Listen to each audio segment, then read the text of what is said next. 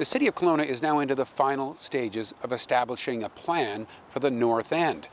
But there's one part missing, and that is this. If you were walking along the city's beautiful waterfront walkway, how exactly would you get there? It was one of the requests that council had, is that when staff come back to look at that accessibility, so it's an easy flow all the way from downtown right to Knox Mountain and the most efficient route as possible, but understanding that these plans are 25, 30-year plans, so there will be different facets and different kind of stages of this development as we work through that over that period of time. What is not in the plan that council has endorsed is to necessarily, what do they call it, buy, sever, and sell, so that we could have right along the water a walkway. I guess that's a bridge too far right now. It was another item that we came back along Manhattan Point, and we asked staff to give us a greater understanding of what they're looking for in that particular area.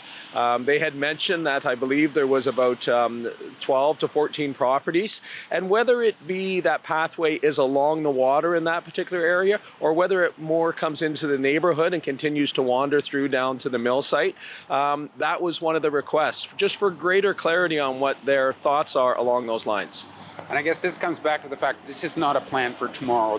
You don't need to panic and make a snap decision on any of this, and this plan will probably change over time. We're talking about decades. It is, and I think the Thorlickson family, especially on the mill site, is a multi-generational plan, so it's going to go for probably beyond 30 years with regards to as it works its way through the family. So the planning on the north end is to give some level of comfort, knowing that we're looking at the parks, we're looking at the transportation, we're also looking at what the density is complete through that whole north end, and what other amenities we can build in there so that it's just comfortable living for residents. Yeah, so a couple of keynotes to it. One, council would like to see a school. Yes. In the area, right around Walrod Park. Yes, a school, more concentration of another grocery store, some grocery stores coming to that area, the park structures, the connectivity of the parks. We want to see residential development, but transportation is always a little tricky in that area because there's only so many ways in and out. So what other modes of transportation can we establish to make that access as easy as possible?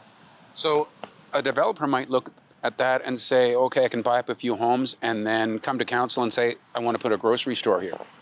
That would be a nice consideration. I mean, that type of industry in those areas, assuming that there isn't another larger grocery store going in there or something, as long as those businesses can operate in there, it makes it convenient for people to be able to go to work, but they're able to walk to go to work. They don't have to get in their car every time they need a quart of milk. Yeah, and I think that helps with some of the transportation flow. Terrific. Thanks for telling us about it. Yeah, I'll let you get back to work, and thank you for watching Kelowna Now. Thank you.